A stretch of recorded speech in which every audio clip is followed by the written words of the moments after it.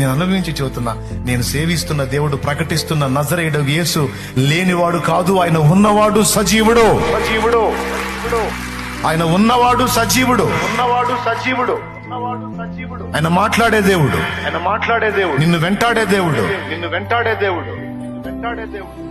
నువ్వు అనుకుంటున్నావు అయ్యేమో ఆయన ఏడున్నాడు, ఏడబట్టించుకుంటాడు అని. ఎనీ టైం నీ వెంటే ఉన్నాడు ఆయన.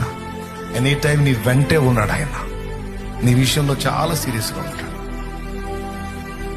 కానీ అవసరాన్ని బట్టి కొన్ని పరిస్థితులను రానిస్తున్నాడు తప్ప నిన్ను వదిలేయడు కూడా.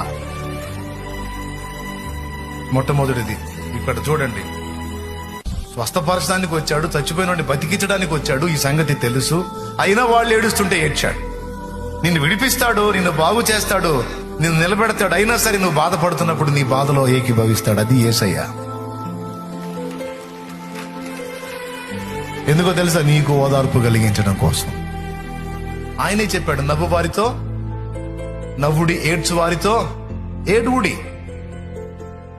ఏ ఇంటి మిమ్మల్ని ఎవరన్నా చేర్చుకుంటే ఆ ఇంటికి సమాధానం అని చెప్పండి. ఈ వచనం బైబిల్లో ఉంది. యేసయ్య నోటితో యేసయ్యే చెప్పాడు. నవ్వే వాళ్లతో, కొంతమంది రివర్సు, నవ్వే వాళ్ళని చూసి వీళ్ళు ఏడుతుంటారు.